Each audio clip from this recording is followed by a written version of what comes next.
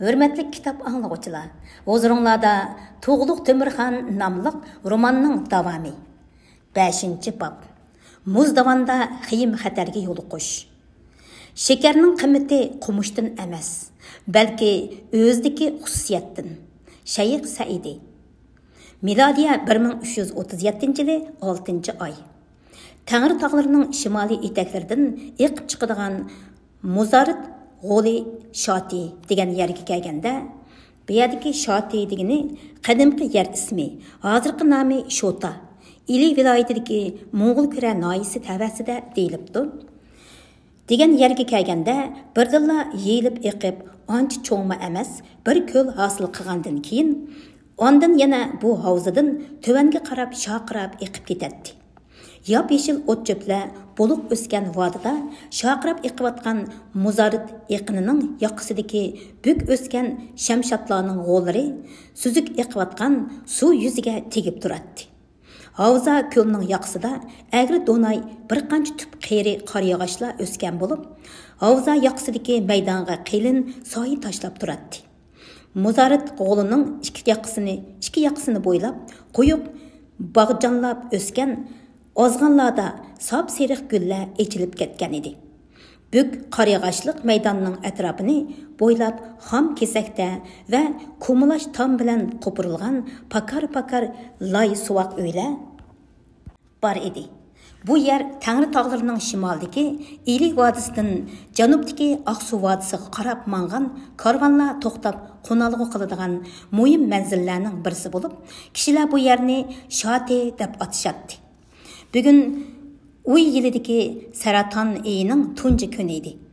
Ili vodisidan Muzdavan orqali janubdagi Oqsuv vodisiga mang'an bir to'p musulmon Uyg'ur savdogarlaridan tashkil qilingan bir karvon va ularga yo'lda qo'shilib, billa janubga qarab mang'an bir o'tir yoshli kishi bilan ikki yigitmi mushu Shoti degan yerda tushkun qilishgan edi.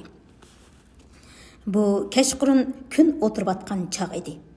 Qizil shafaq nurga cho'milgan Muzarit jilg'isini kashki gugum jimjitligi qoplagan edi. Yiroqdagi Xon Tangri cho'qqisi. Bu ya Tangri tog'larining mashhur cho'qqilaridan birisi. Ili viloyatidagi Mo'g'ul Kura noyisi tavasida dengiz yuzidan 6995 metr egiz deyilibdi. Bilan Tömür cho'qqisi Tangri tog'larining mashhur cho'qqilaridan birisi. Oqsuv viloyati tavasida dengiz yuzidan 7485 metr egiz deb izoh berilibdi. Kashki shafaqdan qizil ranglik libos kiygan bo'lib, osmon girvaklaridagi paxtadak oppoq bulutlardan qip-qizil belbog' hosil bo'lgan edi. Havzaga yaqin bir yerdagi buk o'rmonlik ichida tog' qushqachlari gurgur qilib uchib yurishadi. Ular shoxdan shoxga qo'nib, birli ohangda chuchuk sayrashmoqda. Qilin o'rmonning bir chetida bir anjon paxtiki hijron qayg'usi ichida org'inni zodili sezmasdan to'xtamay sayramoqda edi. Havza bo'yidagi qeri qor yog'ochliqning ostidagi maydonda tushkun qilishgan savdogarlar tarafidan yiqilgan gulxonlarning qip-qizil o't yolqini gugum qorong'uligida kuyayotgan qildak to'lg'anadi. Yolqin savdogarlarning saqal bosgan chiroyini, badanlarini o't cho'p yeb, bo'g'iz chaynashayotgan ot qichirlarni va bir-biriga dövlab qo'yilgan yuk tengiqlarini yo'ritmoqda edi. Ularning sal neriroqida tushkun qilishgan yilqi 3 odamning sho'lisi gulxon yo'rqida aniq ko'rinmoqda edi. Ular lavuldab kuyayotgan gulxon yalqiniga qarab jim o'tirishadi. Ularning orasida birisining yeshi qolgan ikkisidan xilli cho'ng edi. Mang'alda kuyayotgan o'tning yo'rqida uning surlik ko'zdan sadoqatmanlik, soqol burut qaplangan yuzidan qat'iylik, jasurlik ifodalanib turadi. Bu yerdagi mang'al degani 3 putliq to'mir o'choq o'tdan deb izohat qilinibdi. Qolgan ikkisi bakmi yosh yigitlar bo'lib, birisi oldidagi mang'alda kuyayotgan o'tga qarab cho'nqur o'yga cho'mib o'tirgan edi. Yana birisi qo'lidagi tayoqi bilan mang'aldagi cho'g'larni bir yerga dövlab qo'ygandan keyin tavoqdagi bo'dirilgan xemirdan uzib olgan cho'qqa ko'mishga boshladi. Boğdurulgan xemirden üzüvilip çoqqa kömeşke başladı. O kömeşlerini kömüp boğandan keyin çay joşini çoqqa yaqinroq ittirib qo'ydi. Bu 3 yo'lovchining ichidagi cho'ngroq birisining ismi Tosh Temir edi. Qolgan 2 yigitning ichidan o'tqa qarab xayol surib o'tirganning ismi Tug'luq Temir edi. Çoqqa kömeş kömginning ismi bo'lsa Basa Temir edi. Tosh Temir tağa dedi Tug'luq Temir xiyoldan beshini ko'tarib. Hasan baxshi hozir qandoq bo'lgandi? Mening butun asyodim o'sha odamdil qoldi. Ey Chog'atayzoda, g'am qilmag'aysan, dedi javoban Tosh Temir. Yeydigan rizqi bo'lsa, jini aman qolur. Mubada o'sha chog'da u do'xtavilarni ozg'ushtirib akatmagan bo'lsa, sening bilan biz Oqsuning bu so'g'isiga aman esan yetib kelmagan bo'lardik. Hürmetlik Tosh Temir ağa, sen aytayotgan o'sha Oqsuga yana qanchalik musofi qoldi? Janobi Chog'atayzodamga ma'lum bo'lg'ayki, dedi Tosh Temir sal o'ylanib olgandan keyin. Yana 13 manzilni besib o'tsak, ondan Oqsuga yetib bora olamiz. Biroq, hurmatlik Chog'atayzoda, xotirjam bo'lg'aysan. Men seni Do'xtavilar orasidan qochgandan buyanqi o'sha 240 kun va 240 tun ichida qanotliqqa so'qtirmay, to'mushuqliqqa cho'qitmay muhofazat qilib, sog' salomat bu yerga akilalganman. Qolgan 13 kun va 13 tun ichida seni yana ham qanotliqqa so'qtirmay, to'mushuqliqqa cho'qitmay muhofazat qilib Oqsuga sog' salomat yetkazib borg'ayman. Rahmet sana, hürmetlik Tosh Temir ağa, köp teşekkür sana, dedi Tug'luq Temir salmaq so'zlab. Xuddi sen aytgandek, bizning ko'k ertish bo'yidan qochib chiqqanimizga mana bugun saq-musaq 240 kun va 240 tun bo'lgan bo'ladi. Biz qochqinlikda yashagan o'sha kunlar va tunlarda cho'l bayovonlarda toshning zahmati, tikanning azobidan jismim yetkicha azob yeb, ko'nglimiz dakki-dukki ichida parishon bo'lib, yetkicha dard tatdiq. Alhol, oxir bu dard alamlarning chekiga yetadigan kunlarmi yetib keldi. Biroq, men shodamonlikqa to'lgan mushu paytlarda og'zimga ilm solgan va menga mehribon ota o'rinda oq qorini tunutgan o'sha oq ko'ngil ustozim Hasan Baxshini bakmi seg'inyapman.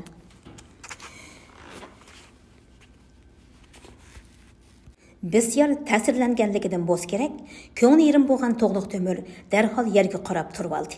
Uning ko'zlaridan unchidek yosh tomchilari taramlab to'kilishga boshladi. Bu chaqda heliqi bir to'p musulmon Uyg'ur savdogarlarining oqsoqoli qo'lida 3 nonni ko'tarib ularning qishig'iga keldi.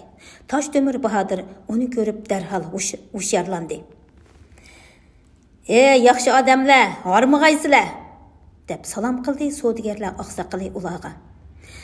Neç gündün beri yol meniş bilen bop ketip, sizlar bilen tüzükkine paranglışanmıdık. Safardaşkenmiz, tonuşup qalaylı. Ey yaxşı adamlar, sizlar kim? Qaysi ulusdan bo'lasizlar? Nereden keldinglar va nega mangdinglar? Men Do'g'lat, deb qisqil javob berdi Tosh Temir uning so'ragan savoliga. Mening atjunimni so'rasang, meni Tosh Temir Bahodir deb atishidi. Bizlar Ardavilga qarab mangdiq. Sizlar-chi? Mehmon, sen qaysi ulusdan kim bo'lasan? Bizlar mulkiy Qashqariyaga mangan musulmon Uyg'ur savdogarlari bo'lamiz. Men bu savdogarlarning oqsoqili Bagchak bo'lurman. O'zim Ostona Olmaliqdan bo'laman. Bagchak oqsoqol, sizlar nima savdo bilan mashg'ul bo'lasizlar? Biz teri tarsak savdosi bilan mashg'ul bo'lamiz. Har yili qishqicha 6 oy ertish bo'yida yashaydigan ko'chman Do'xtavilardan bulg'un, qomus o'sar, bursuq tulka, bo'ri yilpiz terisini yig'imiz. Yozda yana bu teri tarsaklarni janubdagi Ardavil, Qashqar, Yakan qatorliq cho'ng baliqlarga yo'tkab berib, setib pul qilamiz. Quruq meva-chevaga ayrı-başlab, ili vodisiga yonimiz. Hürmetlik Tosh Temir Bahodirdan shuni aniq uqvog'im keldiki, Sen baya özüңni mağa doğlat dep tanıştırdың. Qeni aytqinчo. Doğlat degan so'zning ma'nosi nima? Bu chaqda bir tarafda ularning suhbatiga quloq solib jim o'tirgan To'g'liq Temir darhol. Ustozim Hasan Baxshining deyishicha, doğlat degan so'z Mo'ng'ul tilida oqsoq, to'kur degan ma'noni bildirdi ekan. Chingizxonning 3-akasi Qabul xonning 8 o'g'li bo'lib, Boljar xon degan 6-o'g'li to'kur ekan. Shunlashqa uningga Doğlat deb laqab qo'yilgan ekan. Hozirgi Doğlat ulusi oshuning nasl avlodlari ekan. Uning javobiga qoyil bo'lgan Begchak qo'lidagi 3 nonni Basa Tamirga berib, To'g'liq Temirning oldiga keldi va "Bu qamlashgan yigit kim bo'ladi?" deb qo'lini ko'rish uchun To'g'liq Temirga uzatdi. "Tanishib qo'yayli. Siz ko'zimga issiq ko'rinasiz. Yigit, nim bo'ldingiz? Chiroyingizni qayg'u piygan qoplab ketibdi-ku." "Bu yigit Chog'atay ulusidan" deb tanishtirdi Toshtemir. Savdogarlar oqsoqoli Begchakning samimiyligidan ta'sirlanib. "Mehmon, men qarsam samimiy odamdek ko'rinasan. Men sana rost gapni qilay. Bu yigit Chog'atay ulusidagi oliy nasabdan bo'ladi. Uzoq yillar ilgari bu yigitning ota-bobolarining chirig'i bilan Chog'atay mamlakatidagi jami xalqning yuzi yo'rgan edi. Uning otasi Chog'atay ulusining eng ulug' oliyjanob Xoqoni Esan Bug'axon edi. Uning vafotidan keyin Tangri Burxonning karomati tufaylidan bu farzand Do'xtaviylar ilidagi Shiravul Do'xtaviyning uyida yorug' dunyoga ko'z ochdi. Onasi Manglik xotun uni yurak qini bilan parvish qildi. Jahon imik onalari uni ranju mushaqqat, dard alam emizgusi bilan emitib, tarbiyalab qatorga qo'ydi. Alhol hamma xushalliq, hamma ranju mushaqqatning cheki bo'g'inidek dard alam daryosi qurg'anliqdan mana endi u maqsad qirg'iqiga yetish oldida turibdi. "Ha, siz marhum Esan Bug'axonning o'g'li Chog'atay zoda To'g'liq Temirkansiz-da?" Begchakning taajjub ilkidagi ko'zlari yo'g'on ichilgan edi. "Men o'tgan yili qishda ko'chman Do'xtaviylar orasida teri tarsak yig'ib yurganimda marhum Chog'atay xoni Esan Bug'axonning o'g'li yo'qab ketibdi deb anglagan edim. Siz ashu yo'qab ketgan Chog'atay zoda To'g'liq Temir degan yigitkansiz-da?" "Shundoq. Sen anglagan yo'qab ketgan Chog'atay zoda To'g'liq Temir degan dal mush yigit bo'ladi", dedi Toshdemirmi uning so'zini tasdiqlab. "Alloh taolo bu yigitning baxt ta'lini o'ng, istiqbolini parlaq qilg'ay. Amin", deb qo'lini ko'tarib chin dilidan duo qildi Begchakmi. Ojizlarning duosi Qodir Allohning dargohida maqbul bo'ladi. Chunki bu yigitning peshonasi keng ekan. Uning vujud nishonida bir g'oyib sho'la, ulug'liq sho'lasi jilva qilib turibdi. Bu kamgacha men uchratgan har qanday bir toifa odamda uningdek buyuklik tabiatining nishoni, ulug'vorlikning bisoti. Bu yerga nishoni degani shodlik degan gapkan. Ko'rilgan emas. "Ey musulmon, aytqining kelsin", deb tashakkur bildirdi Toshdemirmi darhol. Mubodo bu yigitning omidi kelib, niyat iqboli parlaq bo'ladigan bo'lsa, xatar bilan mushaqqatdan pichilgan tonni kiyib yurgan bizga o'xshash odamlar xuddi sen aytgandek osoyishlik va suyunish manziliga cho'qim yetirmiz. U savdogarlar oqsoqoli Begchakning yomon odam emasligiga to'liq ishondida, uni o'z odami hisoblab, "Kagin, buni mang'al oldida o'tirganda bizning dasturxonimizga daxil bo'lib, tomoqni biz bilan birligin", dedi. "Sizga ko'p rahmat, hurmatli Toshtemir. Meni o'z odam ko'rib, dasturxoningizga taklif qilganligingizga rahmat", deb tuzut qildi Begchak. "Biz dehi helila g'izalni olgan edik. Qani, sizlar tatinmasdan g'izalni vergaysizlar." U beshini ko'tarib, yoz osmondagi charaqlab turgan yulduzlarga qarab qo'ydi-da, so'zini davom qildi. "Atki kun obdan bo'ladi. Mubada uningdan keyingi kunlarmi uda mushundaq yaxshi bo'ladigan bo'lsa, muz davandan saq salomat o'tib ketalaymiz. Mehmon aytqining kelsin deb qo'shimcha qildi Toshtemirmi darhol. Bu chaqda To'g'liq Temir uningdan gap so'rmoqchi bo'lib beshini ko'tirdi. Mehmon, agar mumkin bo'lsa, seningdan bir ishni so'rsam bo'lamdi? Hurmatli Chog'atayzoda, To'g'liq Temir janoblari, tatinmay so'ravering. Men sizning har qanday mushkulligingizni oson qilishni sharaf deb bilaman. Hurmatli mehmon, sen mening nasab hasabimdan kimni bilding? Dedi To'g'liq Temir salmoq so'zlab. Hatto mening o'tgan yil yozda Do'xtaviylar eldan qochib ketganligimni mo bildikansan. Shundoq, bu to'limi yaxshi ish-ku. Sen Do'xtaviylar orasida yurgan chog'laringda Hasan Baxshi deb atiladigan bir musulmon Uyg'ur haqidagi gap so'zlarni mo anglagan bo'lsan kerak?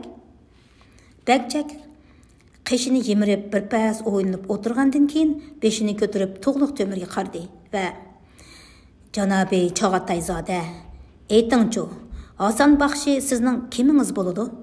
deb so'radi u darhol. Hasan Baxshi mening og'zimga ilm solgan ustozim bo'ladi. Men o'tgan yili Do'xtaviylar eldan qochib chiqqandan beri uning o'lik yoki tiriklik xabarini ololmay, to'limi diqqat bo'lib ketyapman. Qani hurmatli Bagchak, aytqinchi, uni zodi uchratdingmi yo'q? Qulluq, ey janobi Chog'atayzoda, dedi Bagchak ko'zini uningdan apqichib turib. Men Hasan Baxshini uzoq yil qishda Do'xtaviylarning ulug' amri Shiravul Do'xtaviyning ovulida bir qitim uchratgan. Shu chaqda uning bilan ikkimiz bir kecha suhbatlashib chiqqan edik. U bildig'ini bekmi ko'p bilimlik odam ekan. Shundoq Hasan Baxshi ko'p narsalarni biladigan bilimlik odam bo'lg'achqimi, Do'xtaviylar xalqi uni Baxshi deb ataydi. Men nurg'un ishlarni Hasan Baxshi bilan tunishgandan keyinla ondan tushunishga boshladim.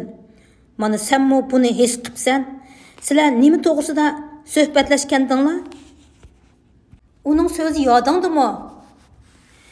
Janobi Chog'atayzodamga ma'lum bo'lg'ayki, dedi Bagchak mang'alda kuyayotgan o't yalqiniga qarab. Uning shu chog'da menga degan so'zlari hali ham quloq tubimda jaranglab turibdi. Sizlar qanday ish ustida suhbatlashgandinglar? Shu chog'da deyishmagan paranglarimiz qanmagan edi, dedi Bagchak sal o'ylanib olgandan keyin. Uning so'zlarining ma'nosi to'limi teran ekan. U nurg'un gaplarni qildi. Menga hammadan bakrak uning jahondagi jimi mavjudotlar bir-biriga hamkorlashgandilar, ondan olam mavjud bo'lib tura oladi degan bir og'iz so'zi ta'sir qilgan edi. Bu so'z hali ham qulqimda jaranglab turibdi. U bu so'zini qilib bo'lib, menga ma'nlik bir qarab qo'ygan va o'zi boshdan oyoq yeshib tushundirgan edi. U qanday yeshib tushundirgan edi?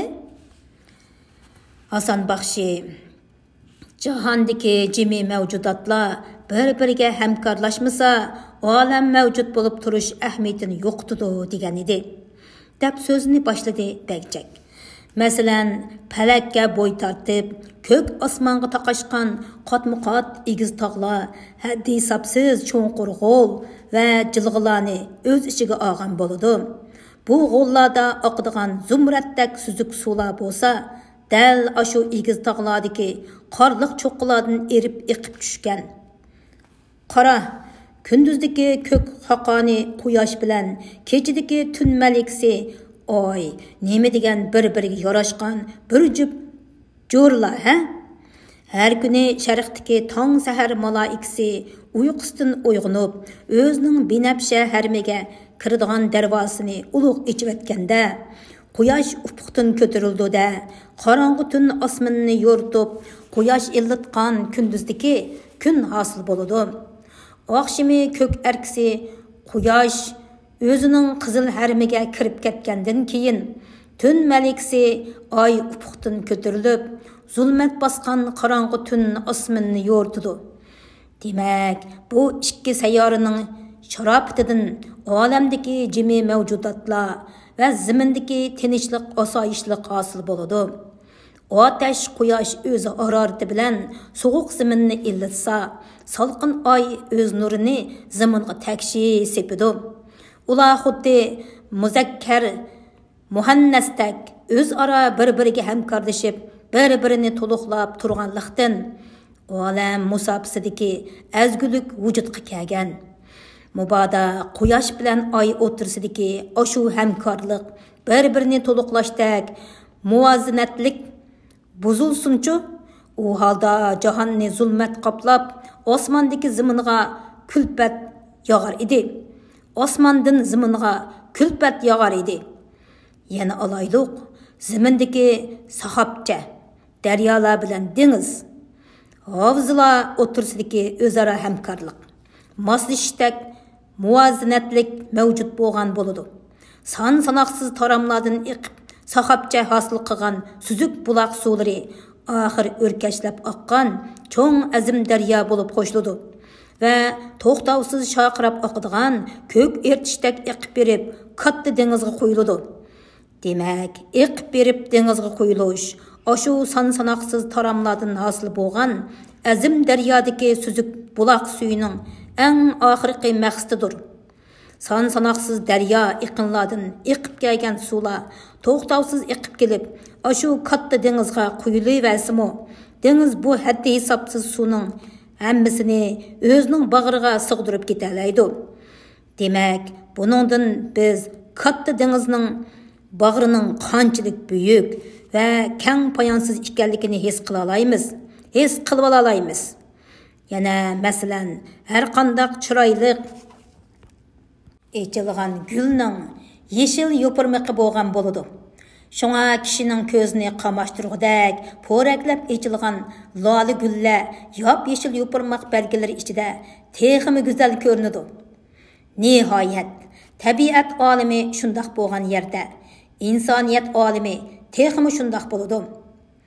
Janggohlarda amir baglar bilan lashkar sipohlar bir-biri bilan yaqin hamkorlashgandilar. Ondan lashkarlar fidokorlik bilan jang qiladigan, amir baglar o'zlarining aql farosatlarini to'liq ishga solish orqali butun qo'shinni g'albidan g'albiga boshlab mang'alaydigan so'yinarlik holat vujudga keldi-da, o'rtaq dushman oldida yuqori tavan bir yoqidan bosh, bir yangidan qo'l chiqarib, yangdallik, yakdillik bilan jang qilib, har qanday johil dushmanni yengib, bösüp olg'a ilgirlaydi va odoqi g'albini qo'lga keltirmaguncha zodi to'xtamaydi. Yana alayliq, kishilar orasidami ahvol xuddi ana shundoq bo'ladi. Chunki yaxshilik bor joyda yomonlikmi tayyordir. Poklik mavjud bo'lgan yerda chirklikmi mavjud bo'lgan bo'ladi. Naf bor yerda ziyonmi uningga yordir. Gul tikansiz bo'lmagandek, hasalmu harsiz bo'lmaydi. Hasalmu harsiz bo'lmasdir. Har qanday bir maxluqda yaxshi xislatlar hozirlangan bo'ladi. Albatta, lekin u yomon va qabohatlik fe'llarga duchor bo'ladi. O'sni go'zallik bilan beti satlik azaldan bir-biridan zodi judo bo'lmagan qo'sh kezaklardir. Chunki Allohning odati burundilla shundoq joriy bo'lib kelgandir. Osmonda qahri chaqmoq namoyon bo'lsa, orqadanla rahmat yomg'iri birga keladigan ish bor. Bekchak so'zlab shu yer kelganda, Tug'luq Temur qo'l ishorati bilan uni so'zdan to'xtatdi. "Hey, hurmatli Bekchak, shuningdan keyin Hasan baxshini yana uchratdingmi?" deb so'radi. "Yo'q, shuningdan keyin uni qayta uchratmadim. Biroq o'tgan yili qishda Burul To'qay degan yerda teri tarsak yig'ib yurgan chig'imda Shiravul Do'xtavining odamlari uni Qoshqon ko'l degan yerda tutib olib, o'ldirib bitibdi deb angladim." Tug'luq Temur o'rnidan sakrab turib ketdi. "Nima? Hasan baxshini o'ldirib bitibdimi? Bu ish qachon bo'lgan ekan?" "Siz Do'xtavilar eldan qochganda u siz bilan birga emasmidi?" dedi Bekchak ta'ajjub ilkida. "Birga edik, lekin biz Qo'shqon ko'l atrofida uning bilan ayrilib ketgan edik. Nimishqa ayrilib ketgandinglar? Biz Do'xtavilar eldan qochib chiqqanda u biz bilan birga qochgan edi, deb tushundirdi Toshtemir Bahodir ichingan holda. Biroq Qo'shqon ko'l atrofiga kelganda Do'xtavilar orqamizdan qo'g'lab kelib qoldi. U Do'xtavilarni Burulto'qay tarafga ozg'ashtirib boshlab ketdi. Biz Zayson tarafga qarab qochdik. U boshqa tarafga, biz boshqa tarafga qarab ikki yoqqa bo'linib qochgan bo'g'ashqa albatta birga bo'lolmaymiz-da. U oxir Do'xtavilarning changildan qochib qutlanmabdi-da. Isit. Voy Isit. Bu chaqda To'g'liq Temir. Hürmetlik Begchak deb Toshdemirning so'zini bo'ldi. Sen Hasan Baxshining o'ldirilganligini anglabsan. Shunga seningdan bu ishning tafsilotini so'zlab berishingni iltimos qilaman. Qulluq, janobi Chog'atayzoda deb qulluq bildirdi Begchak darhol. Desam bu ish ko'ngilni parishon qiladi.